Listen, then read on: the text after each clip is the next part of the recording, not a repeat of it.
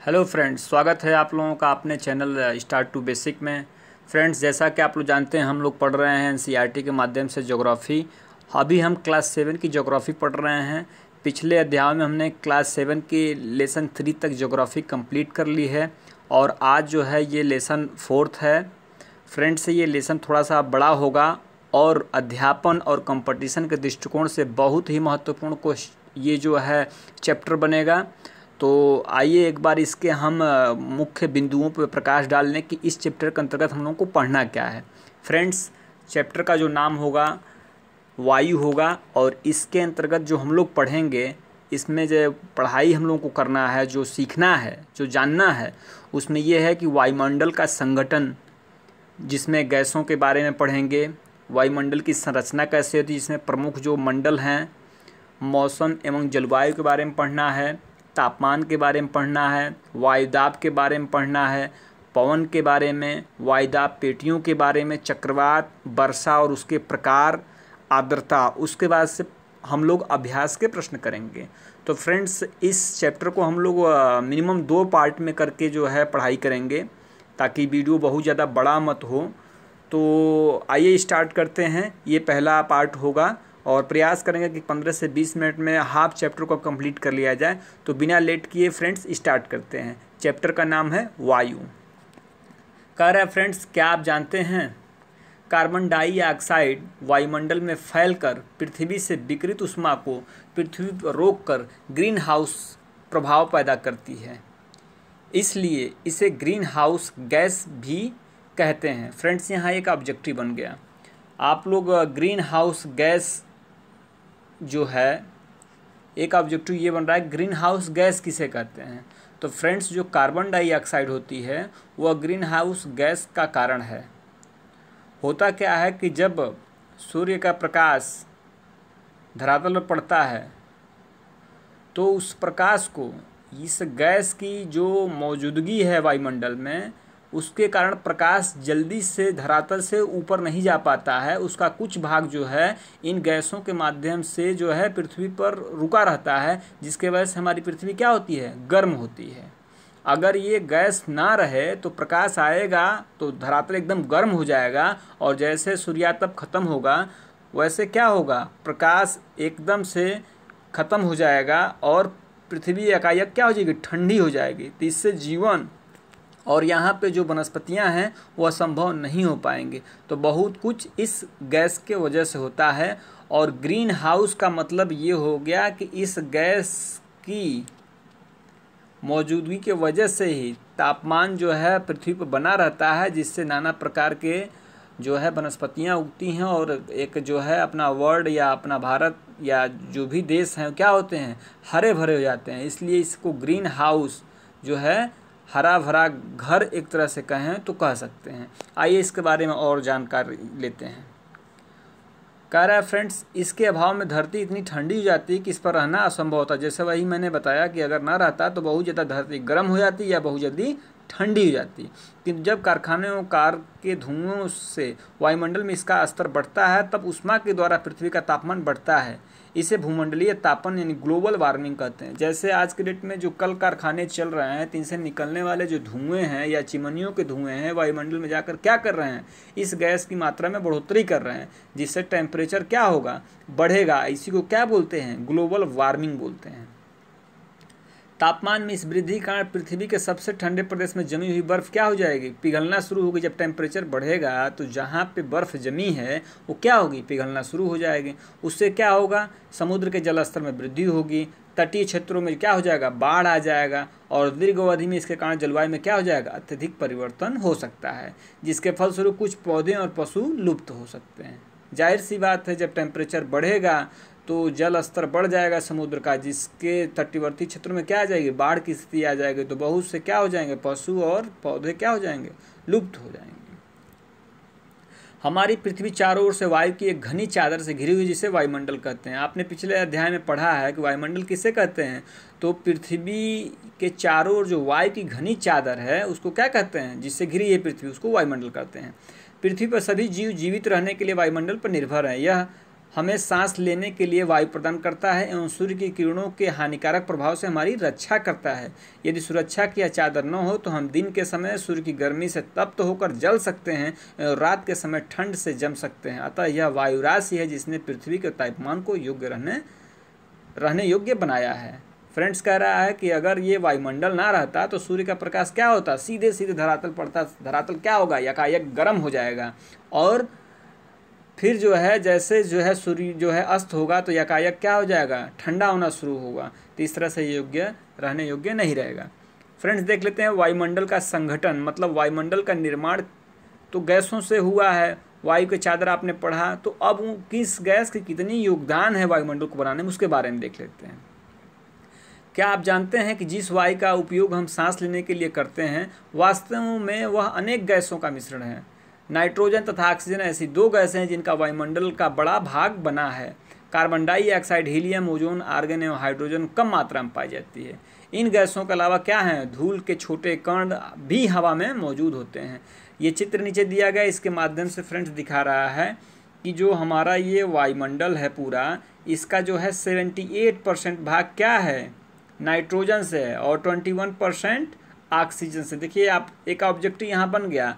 पूछ लेता है एग्जाम में कि वायुमंडल में सबसे ज़्यादा किस गैस की अधिकता है, तो क्या बताएंगे, नाइट्रोजन है। पूछ लेगा कि सबसे जो है दूसरे नंबर पे गैस की अधिकता वाली कौन सी गैस है, तो क्या हो जाएगा, ऑक्सीजन हो जाएगा। उसके बाद से किसका नंबर आता है फ्रेंड्स, तो आर्गन आता है 0.93, मतलब 1% से थोड़ा सा कम, ये 93 है, 0.93 है। और शेष जोन 0.07 जो गैसें हैं उसमें क्या है, सारी गैसें हैं। उसके बाद से नंबर आता है कार्बन डाइऑक्साइड, कितना है 0.03, और अन्य जो है 0.04 में क्या है, हीलियम है, आर्गन है। ये सब गैसें हैं जो इसमें हैं। बाकी मुख्यतः दो ही गैसें हैं जो सबसे ज़्यादा मात्रा में है। कौन कौन सी, नाइट्रोजन और ऑक्सीजन। फ्रेंड्स कह रहा है नाइट्रोजन वायु में सर्वाधिक पाई जाने वाली गैस है। जब हम सांस लेते हैं तब फेफड़ों में कुछ नाइट्रोजन क्या हो जाता है, चले जाते हैं, फिर उसे हम बाहर निकाल देते हैं। परंतु पौधों को अपने जीवन के लिए नाइट्रोजन की आवश्यकता होती है, वे सीधे वायु से नाइट्रोजन नहीं ले पाते हैं। मृदा तथा कुछ पौधों की जड़ों में रहने वाले जीवाणु वायु से नाइट्रोजन लेकर इसका स्वरूप बदल देते हैं, जिससे पौधे इसका प्रयोग कर सकें। फ्रेंड्स हम लोग वायुमंडल से जो नाइट्रोजन होता है सीधे सीधे श्वसन के द्वारा ले लेते हैं, लेकिन कह रहा है कि अगर कोई पौधा है तो वो क्या करता है, सीधे सीधे वह न लेकर के वह उसकी जो जड़ें होती हैं वह वायुमंडल से नाइट्रोजन लेती हैं और उसको बदल करके पौधे के पोषक में उसको आगे बढ़ाती हैं। ऑक्सीजन वायु में प्रचुरता से मिलने वाली दूसरी गैस है। मनुष्य तथा पशु सांस लेने में वायु से ऑक्सीजन प्राप्त करते हैं। हरे पादप प्रकाश संश्लेषण द्वारा ऑक्सीजन उत्पन्न करते हैं। अब ये ऑक्सीजन कौन उत्पन्न करता है, तो हरे पौधे जो प्रकाश संश्लेषण क्रिया में क्या करते हैं, ऑक्सीजन उत्पन्न करते हैं। इस प्रकार वायु में ऑक्सीजन की मात्रा क्या होती है, समान बनी रहती है। यदि हम वृक्ष काटते हैं तो यह संतुलन बिगड़ जाता है। इसलिए कहते हैं पेड़ पौधे लगाइए, कम से कम मनुष्य को पेड़ जरूर ही लगाना चाहिए, जिससे हमारा संतुलन बना रहे। किस चीज़ का, ऑक्सीजन का। कार्बन डाइऑक्साइड अन्य महत्वपूर्ण गैस है। हरे पादप अपने भोजन के रूप में कार्बन डाइऑक्साइड का प्रयोग करते हैं और ऑक्सीजन वापस देते हैं। मनुष्य और पशु कार्बन डाइऑक्साइड बाहर निकालते हैं। मनुष्यों तथा पशुओं द्वारा बाहर छोड़ी जाने वाली कार्बन डाइऑक्साइड की मात्रा पादपों द्वारा प्रयोग की जाने वाली गैसों के बराबर होती है। फ्रेंड्स कह रहा है कि जो पादप हैं वो जितना ऑक्सीजन छोड़ते हैं उस ऑक्सीजन को हम लोग ले लेते हैं और फिर हम लोग जो कार्बन डाइऑक्साइड छोड़ते हैं वह पेड़ पौधे लेकर के क्या करते हैं, ऑक्सीजन हमें देते हैं। इस तरह से एक चक्र चलता रहता है जीव जंतुओं और पादप के बीच में।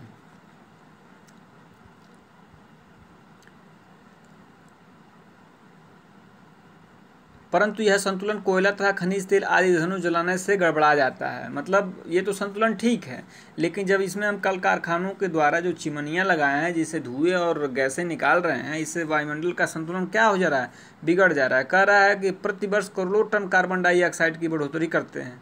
परिणाम स्वरूप कार्बन डाइऑक्साइड का बढ़ा हुआ आयतन पृथ्वी पर मौसम तथा जलवायु को क्या कर देता है, प्रभावित कर देता है। जब वायु गर्म होती है तो फैलती है और हल्की होकर ऊपर उठती है। ठंडी वायु संघन सघन और भारी होती है, इसलिए इसमें नीचे रहने की प्रवृत्ति होती है। गर्म वायु के ऊपर उठने पर आसपास के क्षेत्रों से ठंडी वायु रिक्त स्थानों को भरने के लिए वहां आ जाती है। इस प्रकार वायु चक्र चलता रहता है। फ्रेंड्स कह रहा है कि जो है वायु जो है क्या होती है, जब गर्म होती है तो ऊपर उठती है।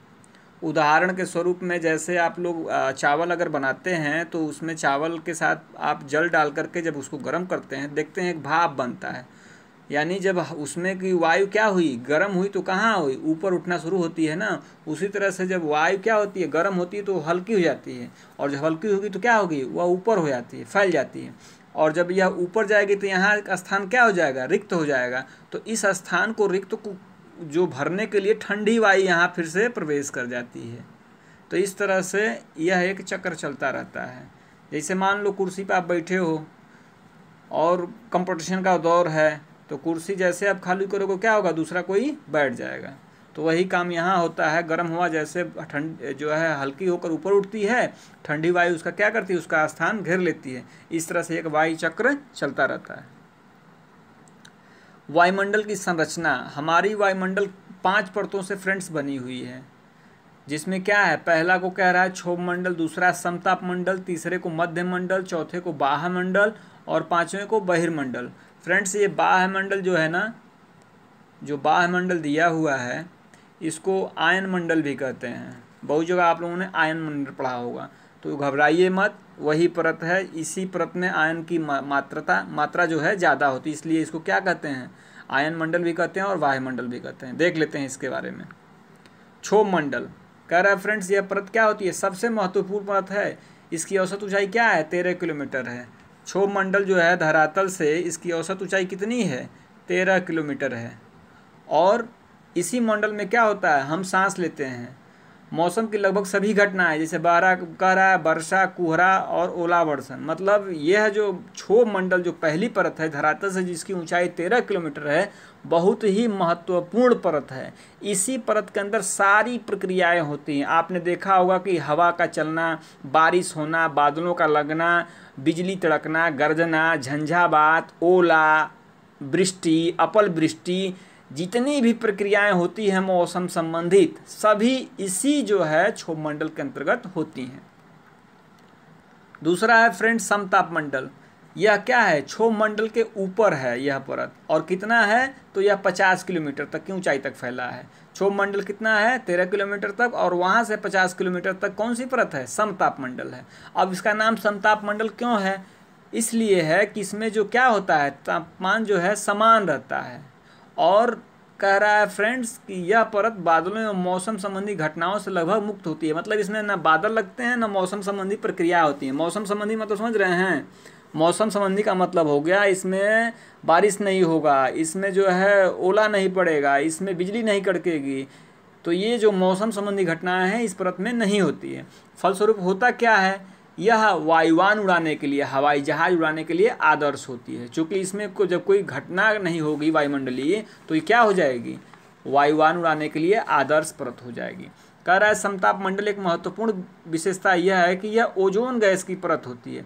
और समताप मंडल में वेरी इंपॉर्टेंट क्वेश्चन है, जो ओजोन मंडल जो हमारा है, जिसको जीवनदायी परत कहते हैं, जो सूर्य से निकलने वाली अल्ट्रावायलेट किरणों को क्या करती है, यह गैस छान देती है।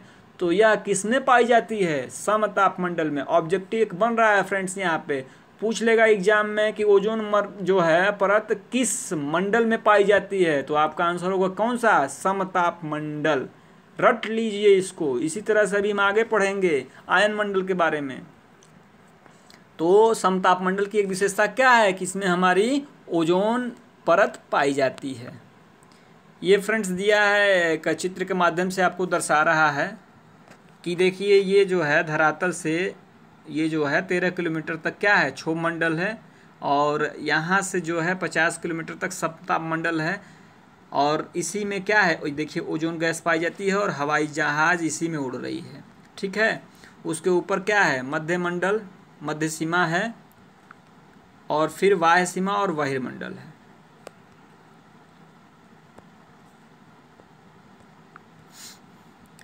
मध्य मंडल कह रहा है फ्रेंड्स, यह मंडल तीसरी परत है। यह समताप मंडल के ठीक ऊपर होती है। यह लगभग कितनी होती है? 80 किलोमीटर की ऊंचाई तक फैली होती है।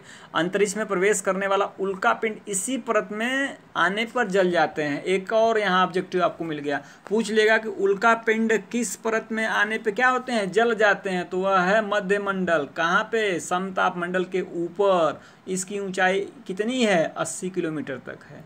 तो उल्का पिंड मध्य मंडल में क्या होते हैं? आने पे जल जाते हैं। उल्का पिंड को मैंने आप लोगों को बताया है पिछली जो है अध्यायों में। उल्का पिंड होता क्या है फ्रेंड्स कि जो तारे होते हैं ना, वो टूट करके क्या होते हैं? पृथ्वी की तरफ आते हैं। तो इसी मंडल में आते आते क्या होते हैं? जल जाते हैं। और जिसको हम लोग देखते हैं तो कहते हैं टूटा हुआ तारा। तारों का टूटना तब हमें पता चलता है जब जलता है तो दिखाई देता है। वायुमंडल कह रहा है फ्रेंड्स की जो है सॉरी वायुमंडल जो है इसमें क्या होता है? तापमान अधिक तीव्रता से बढ़ता है। अभी तक आपने देखा कि जो है मध्य मंडल तक क्या होता है? टेम्परेचर जो है 165 मीटर की ऊंचाई पे जाने पे क्या होता है? 1 डिग्री सेल्सियस जो है घट जाता है। लेकिन यहाँ से टेम्परेचर बढ़ना शुरू होता है। कह रहा है फ्रेंड्स कि इस परत का एक भाग क्या होता है? यह 80 से 400 किलोमीटर तक फैला होता है। और इसी परत में क्या होता है हमारा? आयन मंडल। ये देखिए आयन मंडल जो है, इसको हम आयन मंडल भी कहते हैं। रेडियो संचार के लिए इस परत का उपयोग किया जाता है। जो भी हमारे रेडियो से संबंधित जो है संचार उपग्रह हैं, इसी मंडल में क्या होते हैं? स्थापित किए जाते हैं। तो यह भी देखिए ऑब्जेक्टिव को बन गया। रेडियो संचार का जो है परत किसको कहते हैं? तो वायुमंडल है। इसको आप आयन मंडल भी कह सकते हैं। तो बड़ा इम्पॉर्टेंट है ये आज का टॉपिक। ध्यान से इसको आप लोग मनन और जो है याद कर लीजिए। वास्तव में पृथ्वी से प्रसारित रेडियो तरंगे इस परत द्वारा पुनः पृथ्वी पर परावर्तित कर देती हैं। इसी परत से जो है रेडियो तरंगे क्या होती हैं? जो भी संचार होता है या जो भी जो प्रक्रिया होती है मैसेज देने का, यहीं से फिर वापस पृथ्वी पर उनका क्या होता है? परावर्तन हो जाता है। बहिर्मंडल जो लास्ट मंडल है उसको बहिर्मंडल कहते हैं फ्रेंड्स। वायुमंडल की सबसे ऊपरी परत को क्या कहते हैं? बहिर्मंडल के नाम से जाना जाता है। यह वायु की पतली परत होती है। और जब पतली परत हो गई तो इसमें कौन सी गैसें होंगी? तो हीलियम और हाइड्रोजन। जो हल्की गैस होगी कहाँ पाई जाएगी? वायुमंडल का सबसे ऊपरी परत में पाई जाएगी। तो इस गैस में, इस परत में कौन सा? हीलियम और हाइड्रोजन गैस पाई जाती है। यहाँ भी एक ऑब्जेक्टिव बनता है, पूछ लेगा एग्जाम में कि हीलियम और हाइड्रोजन गैस जो है किस परत में पाई जाती है? तो आप बता देंगे बहिर्मंडल में। ठीक है, समझ गए होंगे आप लोग, हमारा विश्वास है। ठीक है, आगे पढ़ते हैं। मौसम एवं जलवायु। क्या आज वर्षा होगी? क्या आज दिन साफ होगा? धूप निकलेगी? कितनी ही बार हमने क्रिकेट प्रेमियों के मुंह से एक दिवसीय मैच के भविष्य पर अनुमान लगाते हुए सुना होगा। यदि हम कल्पना करें कि हमारा शरीर एक रेडियो है और मस्तिष्क के स्पीकर, तो वह मौसम वह है जो इसके नियंत्रण बटनों से छेड़छाड़ करता रहता है। मौसम वायुमंडल की प्रत्येक घंटे तथा दिन प्रतिदिन की स्थिति होती है। मतलब मौसम क्या है फ्रेंड्स? मतलब जो प्रत्येक घंटा में, जैसे कहते हैं अपना मौसम बदल गया, जैसे एकाएक क्या हो जाता है? आंधी आने लगता है, तूफान आने लगता है, वर्षा होने लगती है, आधा एक घंटा चला उसके बाद खत्म हो गया। तो ये क्या है? मौसम है। मतलब मौसम जो है प्रत्येक घंटे या प्रतिदिन की जो स्थिति होती है उसी को हम क्या कहते हैं? मौसम कहते हैं। और जलवायु क्या होती है? जलवायु एक जो है लंबी प्रक्रिया होती है, जैसे 2 महीना 3 महीना, जैसे क्या होता है? शीत ऋतु है, बसंत ऋतु है, गर्मी है, ठंडी है। ये क्या है? ये जलवायु है। कह रहा है फ्रेंड्स आर्द्र एवं गर्म मौसम किसी को भी चिड़चिड़ा बना सकता है। बिल्कुल बना सकता है। अच्छा हवादार मौसम हमें क्या करता है? आनंद देता है और हमें घूमने की योजना भी बना सकते हैं। मौसम नाटकीय रूप से दिन प्रतिदिन बदलता है, किंतु दीर्घकाल में किसी स्थान का औसत मौसम उस स्थान की जलवायु बताता है। क्या आप समझ गए कि हर मौसम में दैनिक पूर्वानुमान क्यों करते हैं? तापमान। आज आप प्रतिदिन जिस तापमान का अनुभव करते हैं वह वायुमंडल का तापमान होता है। वायु में मौजूद ताप एवं शीतलता के कारण, शीतलता के परिणाम को तापमान कहते हैं। तापमान किसे कहते हैं फ्रेंड्स? तो कह रहा है कि वायु में मौजूद ताप एवं शीतलता के परिमाण को क्या कहते हैं? तापमान कहते हैं। मतलब अगर वायु में नमी है तो क्या होगा? मौसम थोड़ा सा सुहाना रहेगा। अगर ज़्यादा जो है क्या है? ताप ज़्यादा है तो शीतलता, मतलब ताप ज़्यादा है तो गर्मी का महसूस करें। मतलब वायु में मौजूद ताप और शीतलता का जो परिमाण होता है वो तापमान होता है। वायुमंडल का तापमान केवल दिन और रात में ही नहीं बदलता बल्कि ऋतुओं के अनुसार भी बदलता है। शीत ऋतु की अपेक्षा ग्रीष्म ऋतु ज़्यादा गर्म होती है। बिल्कुल। आतपन एक महत्वपूर्ण कार्य है। आतपन का मतलब होता है फ्रेंड सूर्यातप, मतलब सूर्य का जो ताप है उसी को आतपन कहते हैं। कह रहा है जो तापमान के वितरण को प्रभावित करता है, सूर्य से आने वाली वह ऊर्जा जिसे पृथ्वी रोक लेती है उसे क्या कहते हैं? आतपन कहते हैं। जैसे आप ये जो है पृथ्वी हमारी है और ये सूर्य है, यहाँ से जो प्रकाश आता है पृथ्वी पर और जो है तापमान यहाँ रुका रह जाता है उसी को क्या बोलते हैं? आतपन बोलते हैं। आतपन सूर्यताप की मात्रा भूमध्य रेखा से ध्रुवों की ओर घटती रहती है। बिल्कुल सही बात है। जैसे ये भूमध्य रेखा है जिसको विषुवत रेखा बोलते हैं 0 डिग्री, और यहाँ से ध्रुवों की तरफ जब जाएंगे तो तापमान क्या हो जाता है? घटता रहता है, तभी तो ध्रुवों पर बर्फ जमी रहती है। चलिए आगे देखते हैं। यदि पृथ्वी का तापमान अधिक बढ़ जाता है तो इतनी गर्म हो जाएगी कि यहाँ कुछ फसलें नहीं उग सकेंगी। गाँव के अपेक्षा नगरों का तापमान बहुत अधिक होता है। दिन के समय में एसोफेल्ट से बनी सड़कें, धातु और कंक्रीट से बने भवन गर्म हो जाते हैं। रात के समय यह ऊष्मा मुक्त हो जाती है। बिल्कुल सही बात है। शहरों में ज़्यादा गर्मी पाई जाती है। क्यों? कि कंक्रीट से जो मकाने बने होते हैं वो दिन के समय में क्या करते हैं? सूर्य के तापमान को एब्जॉर्ब कर लेते हैं और धीरे धीरे फिर क्या करते हैं? वो छोड़ते हैं। मतलब आप जानते हैं कोई ईंट है तो जल्दी गर्म होगी नहीं, और गर्म हो जाएगी जल्दी ठंडी नहीं होगी। इसलिए तापमान क्या होता है? बहुत ज़्यादा समय तक बना रहता है शहरों में। इसीलिए गर्मी ज़्यादा शहरों में लगती है और गाँव में कम लगती है। तो फ्रेंड्स देख लेते हैं नीचे क्या दे रहा है। क्या आप जानते हैं? यह जानकर आपको आश्चर्य होगा कि पृथ्वी सूर्य की ऊर्जा का क्या कह रही है? 2,20,000 ये 2 लाख हो गया।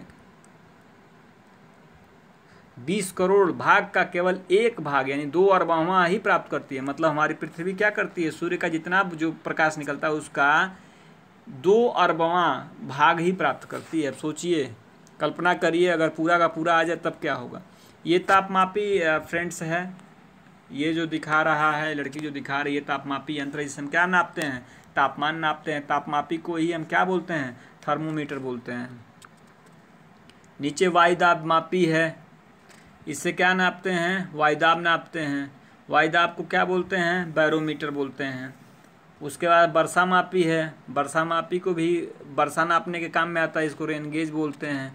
नीचे जो है वात दिग्दर्शी है जिससे पवन की दिशा का हम ज्ञान करते हैं, जिसको विंड वेन बोलते हैं।